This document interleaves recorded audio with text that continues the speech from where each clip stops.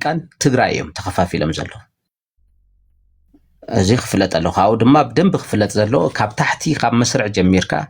كساب ارمتات زلو ناي سراويتنا ودابه انتاكتنا فيرمي بطعمي اوردر زقبالي زسكف ነገር ይወልና እዚ ግልጽ ኾውን ኣሎ ማለት እዩ ልምታይ ኣፍቲ ናይ ሰራዊትና ፒአር ከልዎ ይግባእ ነይሩ ሰራዊትና ዝበፅሖ ደረጃ ህዝቢ ንኽፈልጥ ዝገብር ናይ ቴሌቪዥን መደብ ናይ ሚድያ ፕሮግራም ከልዎ ነይሩ ሸለን ግን ንሕና ሰውድና ኣጽቂጥና ኣጽሚምና ኢና ጉዳይና ንገብር ዘለና ብጣዕሚ ዘተኣማምን ሓይሊ ባይዞይ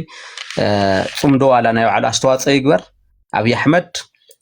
ዓሰብ ክብል ከሎ ናይ ሰራዊት ቁዋም ክፈልጥ ስለ ዘገድዶ ይኽሳብ ሕዚ ወራር ዘጀመረ ሰራዊት ትግራይ ዓቕሙ እንታይ ምዃኑ ይፈልጥ እዩ ግን ናይ ሰራዊት ትግራይ ቁዋም ክፈልጥ ስለ ዘሎ ዛስዋይ ከም ዝገብር ዘሎ እዚ ብደንብ ክትፈልጡ ኣለኩም ምንም ዘሰክፍ ነገር የብልናን ብሰራዊትና ማለት ብበዝሒ ብፅሬት ብገለ ያው ይረ ነይሮ ሶሻል ሚድያ ኮማንዶታት ኩለን ኣርምታት ዝገብርዎ ዝነበሩ ስልጠና ኣሃዱታት ገለ ብጣዕሚ ዘተኣማምን እዩ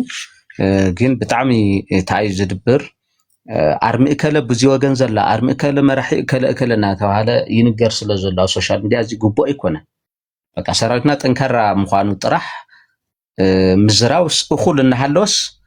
ስፔሲፊካሊ ሎኬሽን ባይ ኔም ባይ ኣድሬስ ሓደ ግዜ ከዓ ብናይ እከለ ስልክ እዙይ ናልካ ፖስት ብምግባር ኣሃዱታትና ብፀላእቲ ብቐጥታ ንሓደጋ ዝሳጥሕ ነገራት ይፅሓፉ እዮም ኮንሰርን ዶ ይኮነ እንቱ ትግራይ الشقروب تعيش من عزوة معرب بسلامة ومجدي خمي خن ملس يكال زبل بسلامة ومجدي أنا بزلنا قوام عين ملسن بعقمنا عين خن ملس بسرنا بقلصمنا عين خن ملس خن الكلنا قلصمنا زبل ناي دحرت قوام قايزول سوات القلصم مالت بطيت بمتقواس جلا يكون economically politically نا militarily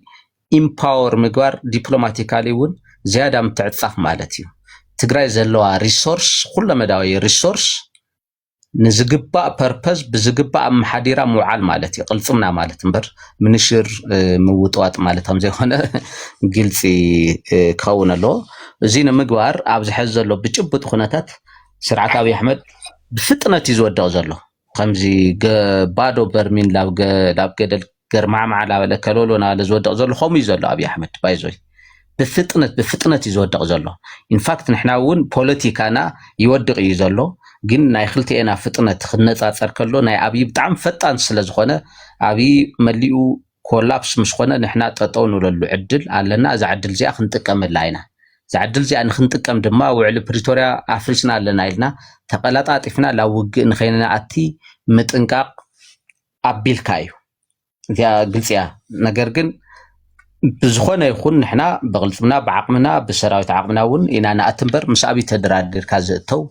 أيكونن قلت أخونا لكم أنا ناتي إمنت ولا منجستي إرشاون لو زوا معراب نخناتو حقوس إلى أي أمنن بناتي إمنت مالتي بزعزو نجر سو بنايب على ناقل ثم نأتينا سو أبزي انتاي خجبر نيرو مريحنا تجراي بتعميق فت نيرو مسفانو زلو نجر مسونك زلو نجر مزناي بينشانكل مستوم قلب بدنب غيركا متسسر متنخر ابي زياده ناب سبباتيخا عدم السلطان خاطر بمغوار خسرح نيرو እሱ ፍጥነቱ ዘሰክፍ لا يسكفني بزخونه ግን ላብ ምዕራብ ናቲ بعقمና እዩ እዚ ክፍለጥ ኣሎ ድሕሪ ኩናት ትግራይ ከመይ ጌርና ንሕውያ ዝብል ያው ፖስት ዋር ክራይሲስ healing process አለው naturally ወነዶ politically economically ለባህል ነገራት አለው